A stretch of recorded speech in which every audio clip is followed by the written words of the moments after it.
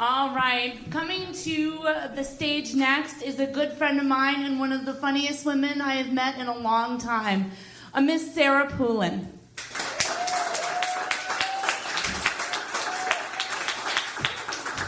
Yeah, girl. Thank you. Hello, everybody. I'm gonna just, yeah, that looks good.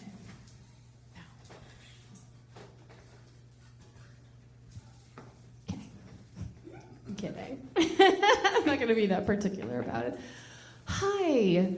So I had a revelation the other day. I have a son who is about to graduate from high school. I was expecting more audible gasps, but that's fine. It's okay. I'll be all right. Yeah, so I realized something, and it is that as a collective unit, we, all of us, are going into our junior year of COVID. Yeah, right? It's been a long time. Freshman year was rough. A lot of us dropped out. Mostly the seniors. Oh, come on. No, sophomore year we all failed health class. Especially Florida. Class clowns. Yeah, but this is our junior year. You know what that means? It's time for prom.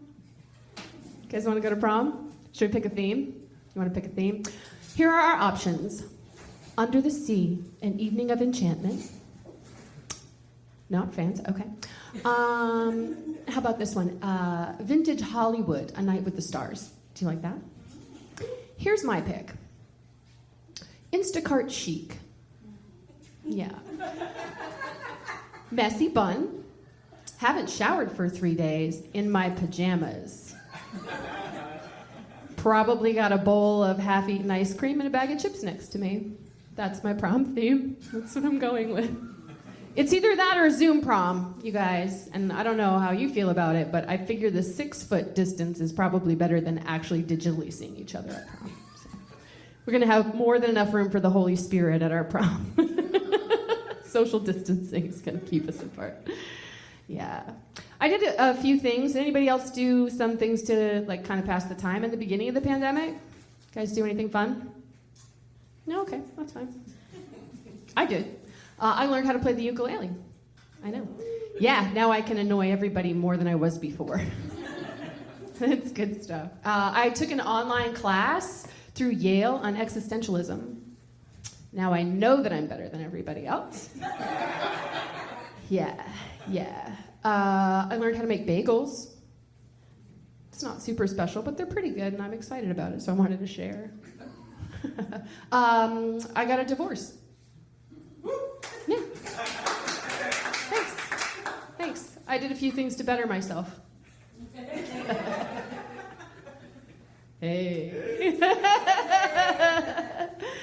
No, we definitely had a rough year. You know, when you decide that you're going to get a divorce and then the world shuts down and you're trapped in a house together. Imagine what that's like, if you will. Actually, it wasn't that bad. We are still very good friends. We have a kick-ass potty-mouthed kid. We're still pretty tight, so it's all good. And I have to say all of that because it's in the settlement agreement. This is my divorce attorney right here. That's my ex-husband. Yeah. Yay! She calls us failures because we actually still like each other. She's like, you guys are the worst. How do you still like each other? No, it's good. In fact, we're still so close I haven't changed any of my funeral directives. Right? So if we do have a falling out and he just like wants to hold it inside, when it's time for my funeral, there's a pretty good chance that I will be buried in a pretty in pink prom dress. Full clown makeup, clown shoes, coffin made out of Legos with a fish sticker on the side. Or Steely Dan. I'm gonna be looking up at him being like, oh, I hate you, but well played. Is there gas in the car? Oh, God. Is there gas in the car?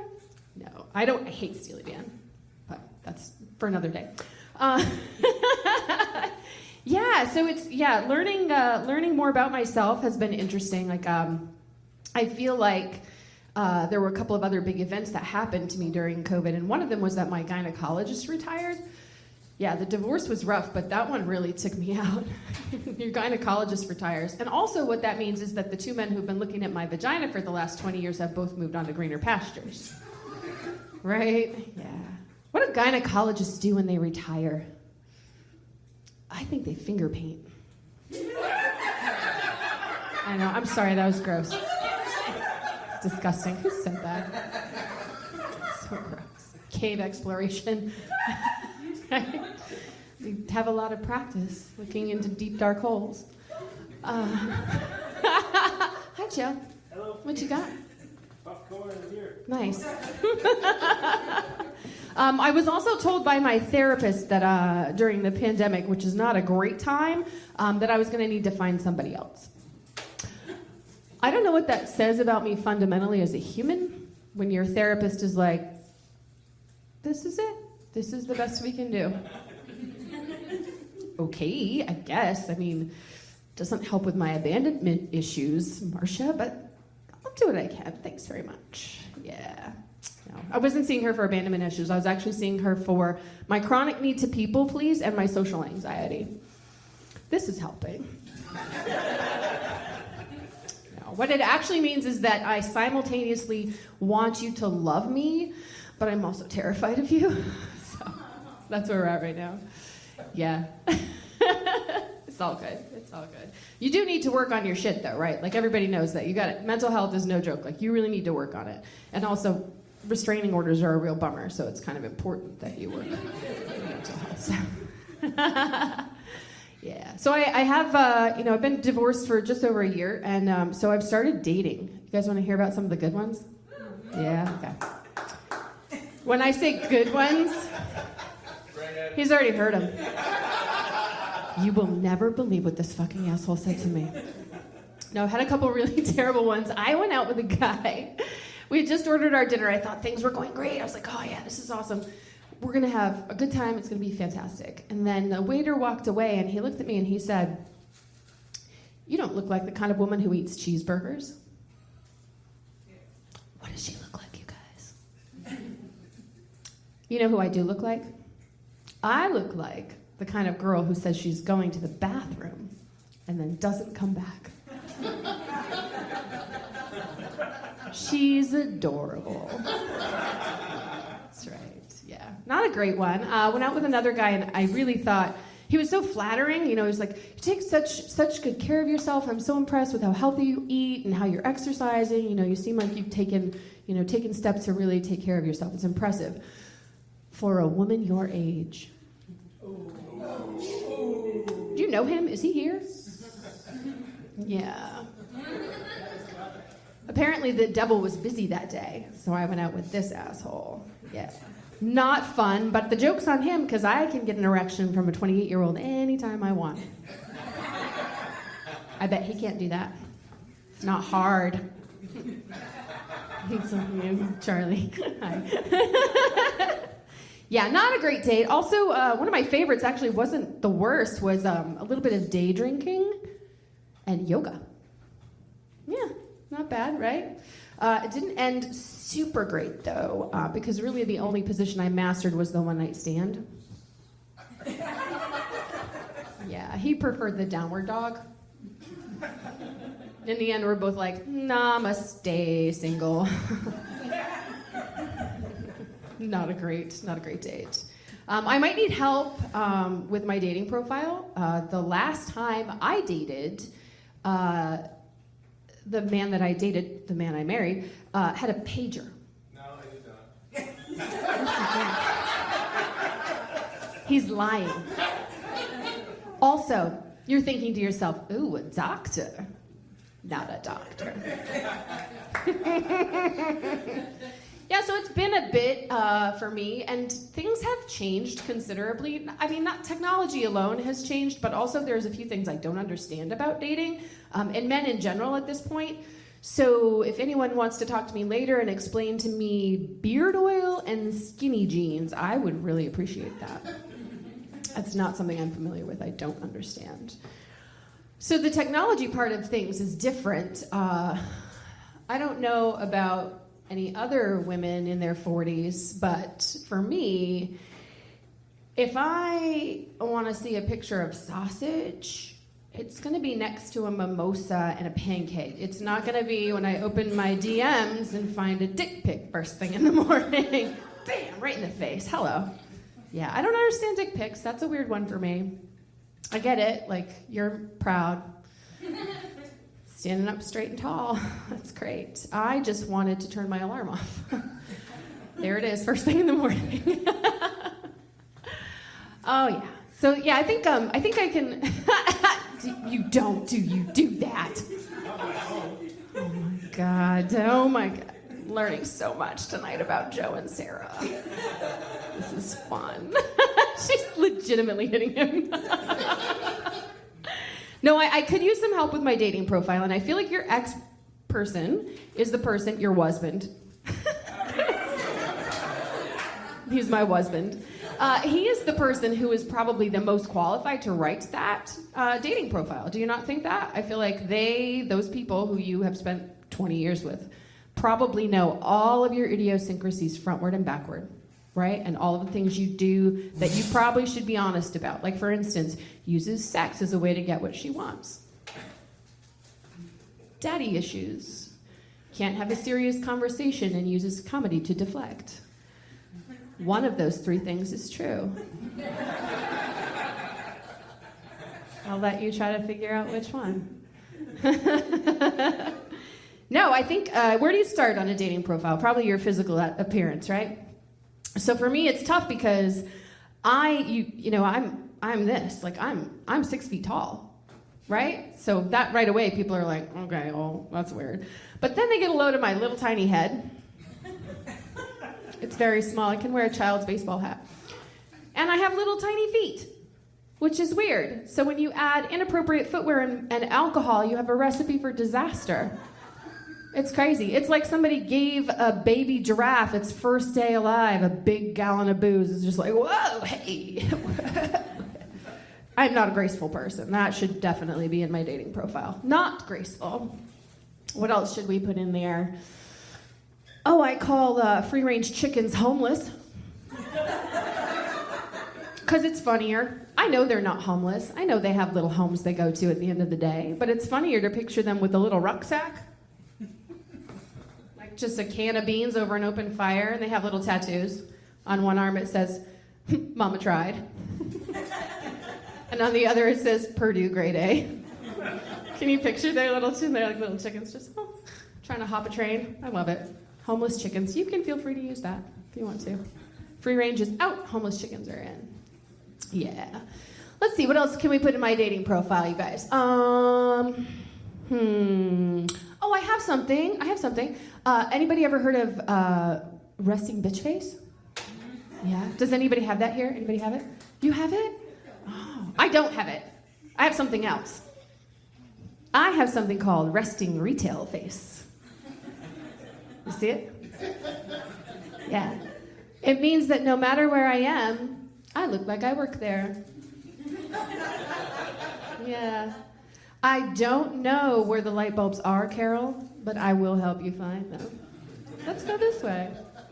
I think it might have something to do with my height, too. Like, people look at somebody who's 6 feet tall and they're like, they're in charge. Sure, why not? I'll go get a vest at like Walmart and be like, let's go this way. Yeah, so resting retail face, I have that. What else can we talk about? I spend too much time on Facebook. These are all things that should be on my dating profile. Spends too much time on Facebook. However, I found something very valuable on Facebook recently. And did you guys know that Facebook tells you when it's time to delete a friend? Yeah, it's called birthday reminders. Yeah, I know. Cool, right? Every day, you get a list of people on your phone, and you get to decide if you are still friends or not. And then you can open up a taxi door and kick a bitch out. Right? You don't care it's their birthday, you probably aren't really friends. That's my thoughts on it. I love this. I love this dress. I'm making it swish for you guys. Yeah, look what else. I know, right? Let's put that in my dating profile, you guys. No. No? Obsessed with pockets. Yes. Obsessed with pockets. Yes? Yeah. Yeah. All women fully understand this. You guys, do you know why we love it? Because we're so used to like the little tiny pocket that is almost sewn shut. And you can maybe put a Tic Tac in it if you're lucky. Like, that's not fun. You guys will never understand. Men will never understand how badly we want pockets. And I don't just want regular pockets. I want big pockets. I want pockets that I can put my hand in and it goes like all the way up to my elbow. I want pockets that I can initiate social change with. Like, I'm gonna pull them out and shelter the homeless with them. Like, that's how big I want my pockets to be. I want pockets so big that that little Thai soccer team that got lost in the Brazilian cave, I want them to go into my pocket and not be able to find a way out. And then I want a team of Navy SEALs to go in and rescue them from my pocket. Like, that is how deep I want pockets. I don't know where, like, that's a like deep-seated thing that us women, we want it, we crave it, we need it. I think it's because in the like early 1700s, somebody decided, probably a man decided, that women don't need pockets because that's where witches kept their spells and charms, right? Which is dumb because everybody knows witches keep their spells and charms in their boots. So it's dumb. So because Temperance kept to herself down by the river, I don't have a place to put my chapstick. It's not fair at all. Not fair at all. Let's see. So I have an adult son. He just turned 18. Again, more audible gasps would be appreciated. What's wrong with you guys? I struggle. Come on. No, you couldn't possibly have an adult child. That's insane. Yes, I do. But a lot of my friends are much younger than me, and they're having babies, you guys. Ew. No, this uterus is all dried up. Right? That should also be in my dating profile. These are things you should know. All dried up. No. My friends recently had a baby, and they named her Barbara. There is nothing wrong with the name Barbara if you are 75 years old. It's not the name of a baby, though, is it? Baby Barbara. You guys, Barbara works in human resources. Yeah, she drives a Suburban. All 3 of her kids play soccer. All right? She's married to Gary. Also not a baby name. Gary was born with a 401k and stock options and a receding hairline. He had a dad bod by the time he was 8. Gary's not a baby name. Don't feel too bad for Barbara, though, because she's having an affair with Bruce from IT. Bruce is also not a baby name. Imagine these people as babies. What would they look like? It's so weird. Bruce has a porn stash and a boat, so Barbara's punching up. Let's see. Oh, also, I'll leave you with this one last thing that should probably be, also I put my set list on my hand, which so I can, check. Yeah, I got that. Okay. Oh no, I forgot that. Let's do that one again. No, just kidding. One last thing. I'll leave you with this, and that is that I, during the pandemic, learned something about myself that I will share with you now, and I would appreciate it if someone's taking notes. Right? You are writing this down for my dating profile. Someone is. Okay, great. Thank you, Sarah. Thank you. Yeah. Thank you. I pay you for something. Yeah. I don't know. Yeah. So here's the last thing I'll leave you with, and that is, does anybody remember in the very beginning of the pandemic maybe seeing a little something by a tiny little Asian woman named Marie Kondo? Yes. Do you guys remember what that was called? The Joy of Cleaning Up. Tidying up. Okay, thank you. Seriously, you guys. The joy of tidying up. Thank you. No, I love being corrected.